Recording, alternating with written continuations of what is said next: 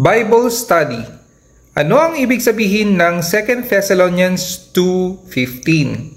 Tara, samahan niyo akong pag-aralin ito. 2 Thessalonians 2:15.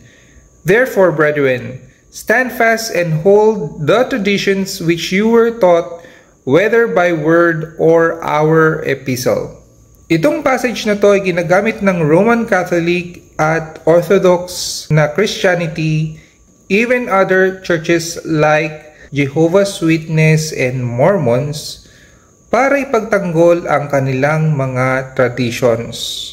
Pero kung titignan nyo dito, ang traditions na binabanggit ng 2 Thessalonians 2:15 ay limitado lang sa traditions na sinabi ni Paul, Silvanus at Timothy, dahil sinabi niya our epistle. So yung word nila or our epistle.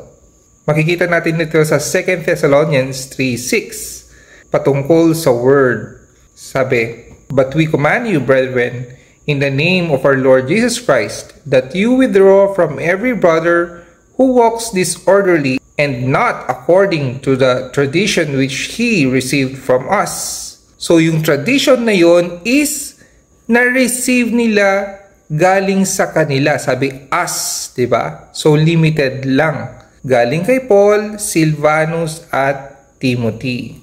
Dahil nung pumunta sila doon, merong 3 linggo sila na kasama nila. So, by word, diba? Sinabi nila mismo, harapan.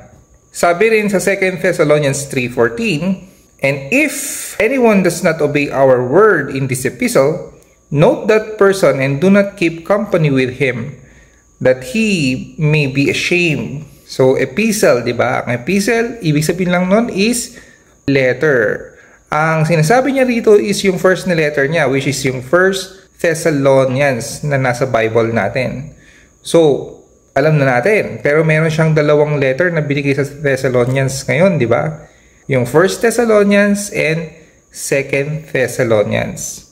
Ngayon, kung ginagamit talaga nila ang lahat ng traditions na ginawa ng mga first early churches, dapat sundin nila kagaya nito sa Didache.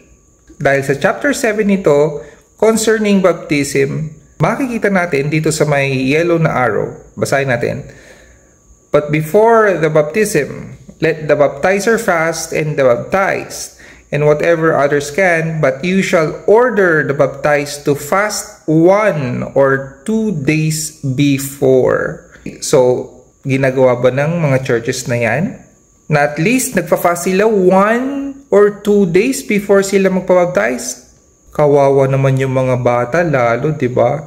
Hindi kakain ng 1 araw or 2 araw.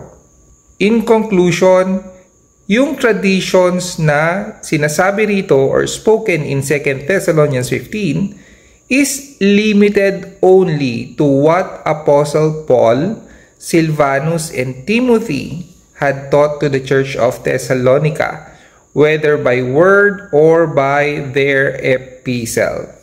I hope naintindihan niyo itong short na Bible study natin.